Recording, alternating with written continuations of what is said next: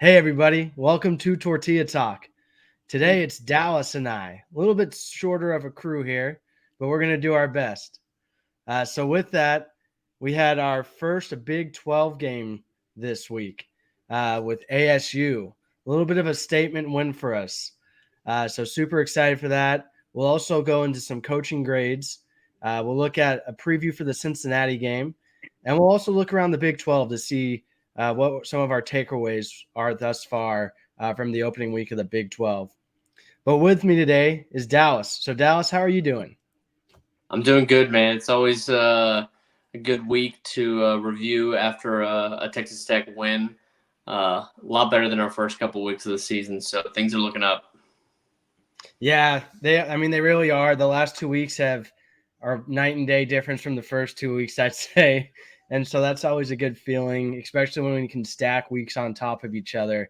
I had lunch with Nick today at work, and we were just talking about, Texas Tech and how in the past when we have been ranked lately, it only lasts 1 week. And I think that kind of goes to stacking wins on top of each other is because we usually lose the following week. And so hopefully we can stack a couple more wins on each other to see what can happen with this team. But with that, let's get into the Arizona State game. Really, really great game overall. I think Texas Tech showed, more of who they were. I think the defense was phenomenal. Honestly, you take out one of Scadaboo's really good catches, and it's probably a bigger blowout game type situation. But Dallas, what were your overall thoughts? Yeah, I think like what you just said, like Tech from the jump felt like they were really in control. ASU got it a little tighter, close to halftime, but then that field goal at the end, and then a quick stop to start the second half and a touchdown. Kind of felt like you just leaned on them and were physical at the line of scrimmage and controlled the game. Like I've seen some Big 12 heads talking about the game. I don't know if they watched. They probably didn't watch the whole thing because and even some ASU people that thought they should have won the game. And I don't know what they were watching because Tech was in control from the start. Like you get up 14-0, and I really felt like it was a shift in kind of the way Kitley has called games in the past. Like the second half, like he was really content on just keeping them at bay. Hey, let's do what we need to do. Let's make sure we get points, at least like getting field goals each time we're getting the ball, controlling the clock. We dominated time of possession, which has not been common under this coaching staff. So that was good to see. Each week, it feels like it's like a totally different team, so it's kind of bizarre. I don't really know what we are yet, but yeah, I thought a really impressive victory against an ASU team that's looked a lot better than most people thought they'd be. Yeah, I want to touch on a couple of things that you mentioned. I thought, you mentioned control a couple of times, and I think that's a really good point, or a really good way to describe this game for us. It never felt like we were out of control, obviously, but it just felt like we had a plan, we executed to that plan, and we just didn't let the game ever get away from us. And one thing that we did with ASU, we really limited, I would say, what they were pretty much known for with turnovers. They didn't turn it over. I don't think we turned the ball over once, and then explosive plays too. Right? You had Levitt. Is that how you say his last name? But that's a pretty athletic quarterback, and we kept him in the pocket and hit him a few times. I mean, by the end of the game, he was pretty beat up. Really tough player that guy is. And then Scadaboo as well. He got beat up as well. I think they held him to a little over 3 yards a carry, which is really good considering who that guy is. And so I thought that was really impressive for the Tech team to be able to do that. For me, I was really impressed with the defense this game. I thought it was awesome to see. The one, what was it? A pick for the second draft, and then they forced four turnover on downs, and so they were in pretty critical situations too, right? One at the 50-yard line, and then I think one in our side of the territory as well. And so, I think those meant something. And Joey had a comment in the presser where he was just like, "Hey, they were 0 for 3 on fourth down conversions, and we didn't even need to take one." And so, to your, one of the last points you had is, I don't really know what our identity is. And I think, I'm not sure if that worries me a little bit, because we have looked like a different team in every single game, I would say. And I think in this one, to touch on control again, while we controlled it, we got pretty far away towards the end of being, who we thought Tech was. And it almost felt like we were playing really conservative at times and just trying to hold on to the lead. And it definitely felt like a game in the past where it's a 2-possession game, but if they get that 2-point conversion, we're only up by 6, and then Tech things happen. And so that worried me a little bit, just because of I understand, like, control the pace, tempo, and everything, but they let them get downfield and score that touchdown, and luckily they didn't get the 2-point conversion and not the onside kick. But those some of my thoughts. Yeah, and I mean, to dive into it even deeper, I think, coming into this, ASU they might have been top 10 in the country in opponents' yards per carry. And you still, I think Taj was a smidge under 5 yards a carry, but you really were able to move the ball in the run game when you wanted to. I think I heard Kenny Dillingham in the post game say, they were really trying to limit the explosive plays and giving us some of those boxes and asking, "Hey, Taj Brooks, go beat him." And well, he did just that. He got enough yards, and it wasn't always pretty, but you were going up against a really good defensive line that had gotten a couple starters back that were injured. So I was really impressed with that. The offensive line can definitely still improve in the run blocking, but Morton was, I think, fans have got to realize that this league and football in general has really changed over the last like 3 or 4 years, especially on defense. And you're seeing in the NFL right now with like record low passing touchdowns. So the defense has figured out a way to take away a lot of explosive plays over the top, and they're making you beat them on the ground, running the ball. And I was really pleased to see Morton just be patient and take what is given to him, even if it's just 3, 4, 5 yard little passes when he had to, switch the play, hand it off to Taj when he had to. And that's something that I don't think he does 2 years ago, or even last year, maybe, trying to be the hero. I think A that, couple of games ago. yeah, even a couple of games, he's slowly improving on that.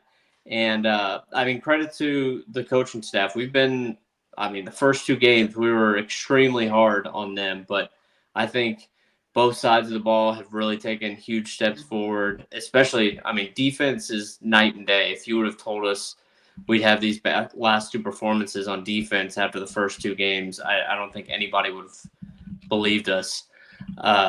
So it's good to see that.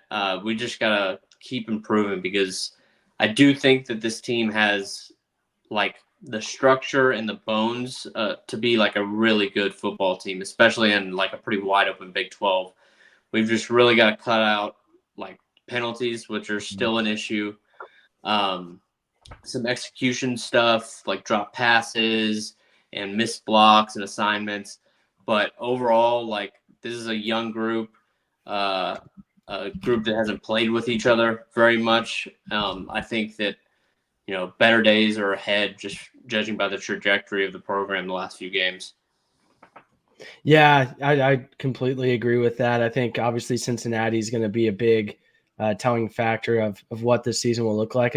But it's flipped for me.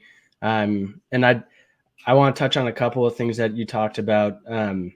With Morton, he didn't really ever shoot himself in the foot. And so really we need that to carry on into all the games. And I think especially on the road too, really limit the mistakes, and we won't be out of many games left on our schedule. And so I think that's really critical, which he showed the ability to do that today, or on Saturday. I mean, he was 24 for 44. So to your point, it wasn't a stat line that blew you away, but he didn't have any interceptions. He threw 2 touchdowns. And so with that, I wanted to really, ask you a question. Does Taj, obviously Taj makes a huge difference. Does he really enable him to, be that quarterback that he needs to be? Or what can we expect because I think we have other running backs, Yeah. that can fill that void. So it was just so interesting when Taj wasn't able to play, what that looked like. So I want to get your input on that. Yeah, I mean, I think it's mostly probably pass protection, just because Taj is so good at reading and picking up blitzes that the other team's throwing at him, and I think that's really probably what threw him off so much in that Washington State game. Like, you could see he was just like really uncomfortable in the pocket and wasn't trusting the offensive line to keep him safe. And so I think just having him back there just gives him that confidence to step up and to make throws and be confident in his reads. And I made a tweet today that projecting out his stats for the rest of the year, if he were to Mhm. continue at this pace, would be over 3,500 yards, 36 touchdowns, 6 picks. I mean, that's good enough stats to win the Big 12. And I mean, it was last year. Like the two guys that had similar stats to that was Quinn Ewers and Dylan Gabriel. So I mean, I've seen people ask Will Hammond be put in, but I don't think you've had a quarterback. And I look back, I stopped going through the stats. I got into the 1990s. You haven't had a quarterback finish the season Whoa. with that good of a touchdown interception ratio, and it's been decades. And I mean, we know how big turnovers are in football, man. Like, if you can protect the ball and just not make crucial mistakes, like you can win a lot. I mean, Kansas State's made a living on it in this conference. So I Yeah. just think, he'll be continually better, and I think he'll continue to build trust with those other running backs in the backfield. Mhm. They've shown some stuff even in pass protection. I've seen Cam Dickey lay the wood on some blitzing edge rushers, and there was one play, the last game that Jacoby Williams got out and he even got real physical on a block. So Mhm. so I think him just gaining confidence in those guys and trusting as the offensive line develops that he's going to be all right. Yeah, that makes a lot of sense. I was just curious with how he's looked. Obviously, the last 2 games, it's been awesome, and I think in watching the 2 running backs, not named Brooks, with Dickey and Williams, I thought they showed a lot of encouraging things. This last game with some of their runs, that one run that Williams had, he blew out of a cannon, man. It was only a 5-yard run, I think, but man, he if he doesn't get tripped up, that's probably a 20, 30-yard run, if not a touchdown. And so he looked great. The other thing that stuck out to me with the offense, and then we can kind of touch on some of the defensive things, was tight end you. My goodness, 2 touchdowns from our tight ends. They just open up the playbook for us so much. I mean, I wouldn't mind seeing a set with all 3 of them in, to be honest. But man, those guys are awesome. What are your thoughts with them? Yeah, and we've seen some of that. I think what UNT they had 3 plays with all 3 tight ends, and they resulted in 3 touchdowns. So I think that's just especially with an offensive line that's banged up and still trying to gel as a unit. I think that you've got 3 really physical and athletic tight ends that can help you out a lot, and it just opens up things for guys like Josh Kelly and Caleb Douglas down the field when you got so much attention down at the line of scrimmage with those guys. Uh, it's going to be interesting, especially the Cincinnati game, because Cincinnati's got just as good of a tight end as you. I think he's projected like top 3 round guy. So I'm curious which team's tight ends will perform better. I think cumulatively Tech will outdo him, but it'll be interesting to see just that matchup. Yeah, that's a great point. That'll be an exciting thing to keep an eye on for that game. And the last thing you touched on, Josh Kelly, wouldn't really talk about him that much. But one of my favorite plays of the day was those couple of instances where we needed a first down, and the veteran receiver finds where he needs to go, finds the grass, and makes the play to continue that control that we've been talking about. And so those are some of the things where you think about just the different receivers we have on this roster, and you say things like a Micah Hudson, like that's a guy to look up to in Kelly. And if that's someone that you want to be like. And so that play right there was like awesome. And I had commented on it with a couple of my buddies that I was watching the game with. And then, to compare it to the mistake made in the Michigan game, that guy catches the ball a yard in front of the first down marker and it ends the game. Maybe they go on to kick a field goal, but that's just a guy knowing where he needs to be. And when you think about this receiving core, we have a lot of those kind of guys that are smart, good, dependable players that I think with Taj Brooks in the backfield opening that up for him, we have so many different players that can, open the game up for us in a lot of different ways. But with that, we'll transition to defense. So what were some of the things that stuck out for you on the defensive side of the ball?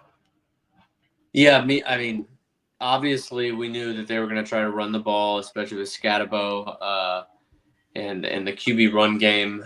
That's plagued Tim DeRuyter and Joey McGuire's defense since they got here as a mobile quarterback, and we really did a good job containing him. Extremely physical on the line of scrimmage. You're going up against a running back like Scatabo, he looks like he's trying to explode bodies when he hits the hole or hits other guys. He's the ultimate running back who craves contact. And, it can make a defense either, kind of whimper and shy away from that contact, or, if you've got the right guys, they start looking for the contact and meeting him in the hole. And I felt like that was our guys. Like our linebackers were hitting hard. Even cornerbacks were coming in there and getting really physical, which I think is a really good sign. Yeah, I completely agree with all of that. And just looking at the stats, our linebackers were tackling up a storm with Roberts and Rodriguez leading the way. And I was just looking at it. I don't know how many seniors are on this team. I know we have a young defense, but there are a lot of guys that could be with us for a few more years. And I know that was one of the items that Joey touched on, I think, after the Washington game or after the ACU game was, there were 7 guys that was their first game starting. And, we talked about that, and it was scary, right? But I think that goes a long way in talking about experiences and pretty important. And I think it's starting to show as we keep building up on these games. And then Chapman Lewis is the other guy I wanted to shout out. That guy was flying everywhere. It was just exciting to see. I think I saw a stat on Twitter today, and I'm sorry whoever it was. I can't give you credit. I can't remember who it was, but I think over 50% of the defensive snaps this week were from underclassmen. So, we've got a lot of talent out there. We just need to keep developing it and getting them more experience and playing together. Yeah, and that's just going to happen over time. And it's happening fast, honestly. That was an ASU team that has athletes that can move the ball and can have explosive plays. And I think they were just in the right place, at the right time, and really put a game plan together that limited, the key players on that team. So it was really exciting to see. Any final thoughts from the game? No, man. I think we're on to Cincinnati. Yeah, I think so. Do you want to go into the grades, or do you want to get to Cincinnati first? Yeah. I guess let's do grades before we jump into Cincinnati. So I guess we'll start with the head man, Joey McGuire. I think I give him a B so far. I really, he's done all the right things off the field that we can ask out of a Tech head coach, getting the fan buy-in. Some would argue maybe too much of that with some of the hype, but just as far as keeping his players focus and where they are, not getting too high or too low.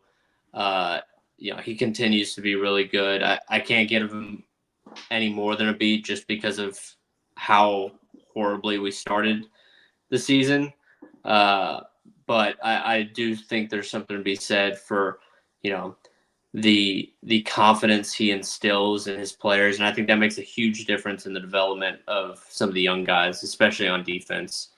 Kitley, people are going to disagree with me here, but I think when the post-game press conference, somebody asked him, he said he would give him a 75%, so a C. I would give him a B plus, honestly. People are going to freak out. I know there's been a lot of people calling for Kitley's head. I wasn't sure if, he would be here next year after the first couple of games, especially after the Washington State game. But we've scored 22 touchdowns so far this year after 4 years. Last year, we had a total of 44, including the bowl game. So we're on pace to blow that out of the water. He's been much less cute, I will say, than in years past. Like, not as much overthinking things. Just, hey, this thing is working. This run scheme is working. This pass play is working. Let's stick with what we know and try to really lean on that. And, he's got the weapons to do it. The only reason I wouldn't give him an A is because of that performance on the road and in Washington State. But I do think some of that was, missing Taj and Barron being pretty uncomfortable back there. Tim DeRuyter, a B minus, just because it took him an extra game to get situated.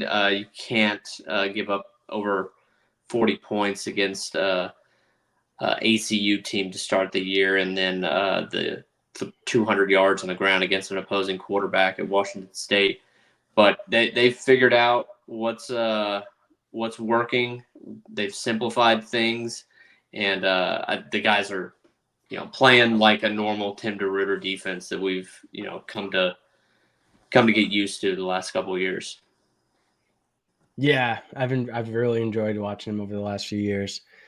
For me, I'm going to give Joey a B minus. I know you had a B. Those first two games, I think the only other thing I would touch on is penalties.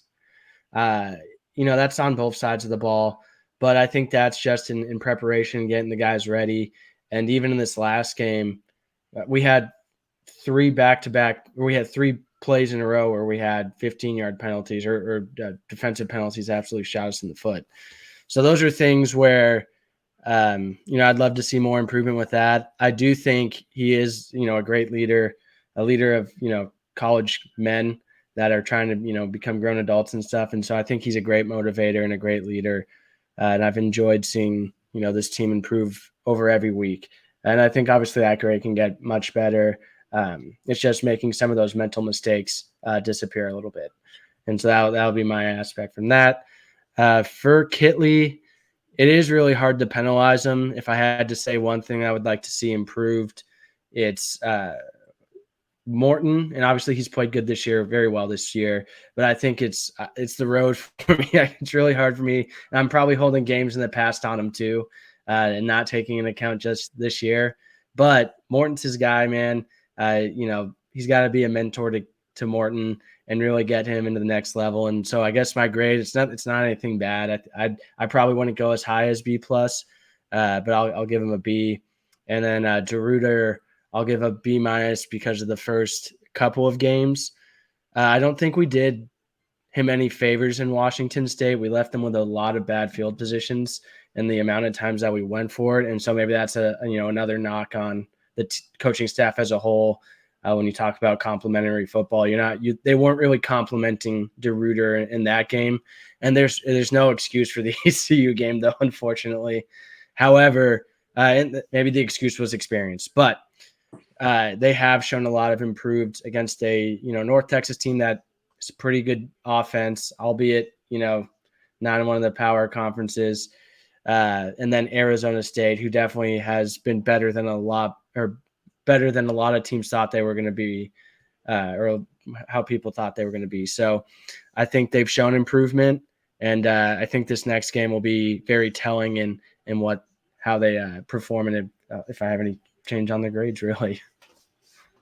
But with that, we'll go ahead and move into the Cincinnati Tech game preview.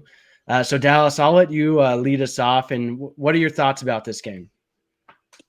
Man, this is pretty interesting. I feel like both teams are in very similar situations. Both start the conference 1-0, sitting at 3-1 after disappointing losses. Cincinnati dropped that game against Pitt at home earlier in the year. I think this is the best team that you'll have played, honestly. Like, I'm not sure what to think about Washington State, really, because they really struggled this weekend, went to overtime against a G5 school. So, we'll see. I do think that Tech matches up well against them. They've really struggled to defend the pass. They were, I think, like 90th in the country in yards per attempt. But they've got some guys like up front. They've got an NFL nose guard who's going to challenge that offensive line. They play a shell coverage similar to Iowa State does on defense. So it'll be, I think, similar scheme that we'll run on offense to the North Texas game. We just gotta execute like we did. We're gonna be playing against better players, so it'll be interesting. It's kind of weird, these first two Big 12 games. We're getting the two teams that have kind of surprised to the upside, I guess, other than BYU, surprised to the upside. So going into this season, it was like, oh, those are two easy wins, but we're really having to grind, play well to win these. But it being at home, this will be their first like true road game against a Power 5 team. So I think they'll find out a lot about their team as well. So, but I like the matchup. I think it's gonna be close. I thought the interesting line move. It opened at 7 and then immediately went down to 3. So I think people are obviously hammering Cincinnati. They think they're pretty solid. Yeah, I mean, what you said, open at 7.5 and already shifted to 3. Oh man, yeah, 3.5. Yeah, 3, and then on ESPN they have it at 3 even right now. So that might be something worth taking, especially being the home field advantage, and it being a night game too. I mean, home field advantage is one thing. I think there is an element of the lights in the new Jones Stadium. That's going to be something we haven't even seen before. I hope the fans show up and show out. For me, this Cincinnati team is very interesting. In our preseason review, I don't think any of us thought they were going to look like this. And one thing of note is Sorsby has done really well in being a good decision maker. I mean, he hasn't thrown any interceptions. He's got a really good QB rating right now. It's not that he's extremely dominant, but he just didn't make any mistakes. And so I'm curious how that will show up in this game. And then relative to some of the other weapons, their running back, his stat line doesn't blow me away. He has a few more yards than Taj does this season, but that's without Taj playing in a game. And so I don't know if you touched on their tight end being extremely good. And so maybe that's who we key in on here. But definitely a team that has exceeded expectations. They were really good there for a while. And so they could be a team, you always got to keep your eye on. But did I hear you say they're one of the better teams left on our schedule? Well, they're one of the the teams that have surprised to the upside. Okay. Like going into the season, this was picked in the bottom 3 in the league, and I don't expect Cincinnati to finish bottom 3. I think they'll be kind of a middle of the pack team. Gotcha. And same with Arizona State. Arizona State, I think, was consensus dead last. And I'd be surprised, if they finish dead last. Yeah, that makes a lot of sense. What are your predictions for this game? What do you think? How does it play out? So I do think Tech matches up well against them. They're going to want to lean on the run to get the passing game going, and I think we're going to, just judging by the Arizona State game and how well we've defended opposing running backs in the ground game. I think that we can really try to minimize that and see if without committing a ton of guys to the box and make Sorsby dink and dunk his way down the field. And another game under the belt of this young defense, I think will really help. As far as on offense, I mentioned earlier, it's going to be probably a similar scheme to UNT. Less stuff to the sideline and more running the ball, play action pass over the middle, which I just think is going to be really advantageous for Tech. I think we're going to match up really well against them, especially with deploying multiple tight end sets and them only having 3 down linemen. I think that'll be really big for us. Yeah, that'll be interesting. I mean, you obviously have to commit more probably to stopping Taj, and so we'll see. Hopefully, it's getting him involved early, and I think obviously he opens up a lot of things for us. I'd love to see a scheme against what we had versus UNT. I think that with it being at home, I think the sky's the limit for us. I think we do need to come out and make a statement. I'm just looking at their game against Pitt, and it looks like, I mean, they had, 15 unanswered points. And so you just want to make sure that, I don't know, look at what happened in that game and, try similar things. Yeah, and I think also, Arizona State coming into this game was really far ahead in their turnover margin. They've been really good at protecting the ball, and then you go on the road to a true P4 road environment, and you saw it early that it shook some nerves for Levitt, and so I'm curious to see what Sorsby does in his first true road game. Outside the Miami game, but true Power 4 road game. This will be a different environment than he's played in so far. Yeah, for sure. Sophomore coming in this game. So hopefully we can shake him. I think that's an excellent call out. A lot of times I like to look at what the experience is. And when you get into that first environment that is a little scary, it's not always easy to compete in those areas. And I think the Lubbock atmosphere at night will hit a little bit different with the red lights on them. So anything else you want to touch on in this game? No, I think we can, I guess just briefly looking ahead, like at the rest of the schedule, I think this game really sets up that if you can handle your business, like you can be locked into really like thinking about Arlington, because some of the teams that we've got ahead of our schedule have not looked as good as maybe we thought they did, namely Arizona and TCU. Baylor's looked bad, but we expected that. But you take care of business here, you can really get on a win streak if you get hot and things start getting rolling. Yeah, I touched on that same thing today. It does look favorable, and we don't want to look too far ahead, obviously, because we've only strung together two games. But I think if we are looking ahead, I don't think there's any reason why we couldn't get there. I think there's enough talent. I think the Big 12 overall, I texted this in our group, they don't look great. And so I think it is a very gettable conference right now.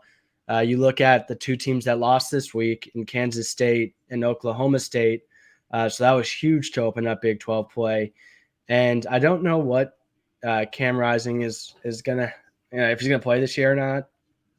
But they haven't looked great. And so if you can hold them, to their 20 points they've been scoring, obviously they can hold anybody to 0 points in our conference. But, that's even a gettable team at this point. So I think it is what we said it was in the preview. It's a very open conference that really, there's probably about, 4 to 7 teams that can probably win, with Utah being the dominant favorite, I think. But I think there is, opportunity, especially to at least getting to the title game with OK State and Kansas State both taking an L to teams they probably thought they weren't going to lose to, you know?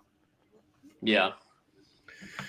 Well, I was going to see, do you want to look at a couple of games from the Big 12 this week? Yeah, it was a crazy weekend. What were some things that stuck out to you? Man, Dave Aranda is not going to last much longer. I need to look at their schedule, but I think they've got BYU next, who's looked really solid, and they don't shoot themselves but like Baylor does, and I'm not sure who's after. And it's us in Lubbock. They have BYU, Iowa State, Texas Tech, Oklahoma State, and then TCU and West Virginia. There's no way Aranda makes it through the season. I'll say that this team's just not good enough, and now they've given Colorado fans something to brag about. Apparently, they need to rush the field against the worst team in the conference from last year. Man, that was such. I didn't get to see it. I was at a bachelor party this weekend, so I didn't get to watch every game. But I was just, they were like, hey, they just caught a Hail Mary to put into overtime, and then they won. Obviously, did you hear what Aranda said the play call was? What did he say? He said it's called Victory Cigar, that defense. I saw that, and I was like, I didn't think it was a real headline. That's insane for him to say. I'm surprised after a loss, kick down the door and immediately fire. Yeah, just, hey man, you're fired. Yeah, there's your victory cigar. Take a lap, bud. Yeah, from a Baylor fan, I'm getting pretty sick of him. Oklahoma State needs to move on from the Alan Bowman experience. I'll say that. Didn't he get benched? Yeah, he got benched in the second half. Hell, they might have had a chance there if he would have stayed in. But I'm curious what this team's going to be. Ollie Gordon, like I said, I said this in the Big 12 preview. Did I not? That no, you did. I think about it every time I look at stat lines this year. It's horrible. He's had like one game. He's averaged over 3 yards a carry. Yeah. So I mean, he padded his stats on like 3 or 4 games last year, and then was just very mediocre the rest of the time. So, I mean, going into the season, I know people were like, "Oh, that's probably a loss," but I think you could argue that's maybe your most winnable road game on your schedule. I think. I'm not afraid with the way we can guard like running backs. Doesn't strike any fear in me going up to Boone Pickens. So yeah, I've seen too many games where we've gotten into road environments and not performed well. But I believe you, Dallas. Well, as far as that being our easiest one, that would be. Yeah. I have the most confidence. Maybe that or TCU, but yeah. And then if you want to talk about TCU, my God. Did you see there was the way they were scoring? There was a punt return. Was it a pick six and a fumble six? Yeah, there was like 21 points in like 50 seconds or something. Yeah, I thought it was a joke. Oh, it is a joke. TCU is a joke. Oh man, Well, what are your thoughts on the old ball coach there? I mean, I think they're finally starting to key on what I think some Tech fans have said, and some people have criticized Sonny of just being a very average 6-6 ball club, and they just had the luckiest season of all time going to the national championship with Gary Patterson's players and facing like 7 straight injured quarterbacks. Yeah, that was an incredible run when remembering that season. That was literally insane. So we had Kansas, West Virginia. Poor Kansas. They were winning that, and then Green came downfield, and he did not have a super impressive game. He completed 50% of his throws, and he played when it mattered. I mean, but man, Daniels Not that guy, Chief. Poor guy. I mean, came back from the injury. He's not looking like he used to, at least. Any thoughts on Oh that one? yeah, there was a lot of buyer's remorse. I feel like this season from a lot of teams who extended their coach in the offseason with Kleiman getting a big extension, then they get whooped by BYU. Uh, you saw Kansas. They lost their offensive coordinator in the offseason, and it looks like just plain old normal Kansas we've gotten used to the last 15 years. Yeah, especially with the amount of explosive players on that offense, it's disappointing. inexcusable. Like they should be able to run the ball like at will, like similar to like how UCF does. Dude, just run the triple option. Air Yeah, Force, maybe. they're overcomplicating things. But yeah, happy for West Virginia, I guess, because they had a pretty heartbreaking loss the week before against their rival in Pitt, and then basically the exact same thing Pitt did to them this week. Yeah, for sure. And then the rest of the games were blowouts, really. I mean, Cincinnati did an excellent job playing against a Houston team that, like I think you've already said, might be the worst team in college football. Any thoughts there? Yeah, I mean, I said it last week. Dogvins lost the dog. I don't know what has happened to that team. They should not be this bad. Like you're in Houston. They've got so much talent around them. Like they should be able to even pick up the scraps from the rest of the Texas teams and be able to put up at least a point, like one single point. I had taken the over in that game, and I was like, well, I know Houston is not good, but I think they can score, and they just needed 10 points. Yeah, that's all they needed. They're not going to win. They're not going to win a conference game. It's going to be ugly. The last two games we had were Iowa State, Arkansas State. I think that's nothing burger. I mean, you took care of business like you were supposed to. We didn't do that against a team we were supposed to do it. So credit to them. Becht is really good, and so he is going to be a problem from a lot of Big 12 teams this year. Any thoughts there? No, yeah, I think Iowa State's good. I think right now, if I had to like power rank teams, I think Iowa State and UCF probably are the top of the conference. Like I'm not convinced really by Utah. Utah's probably like the third, but I don't know. Especially without Cam Rising, I just can't say that they're like world beaters. I didn't know if that was a bit there for a second. I thought you were doing one of your things where you leave him off the graphic. No, I'm not totally sold on the Utes. All right, well that's fair. And then the final game was probably the shocker of the Big 12 weekend with BYU Kansas State. Holy smokes, that was another one where you blinked and it was 21 points, I think, as well. Yeah, I was I had to work this weekend, so I had gone to bed right around halftime, I think, or something.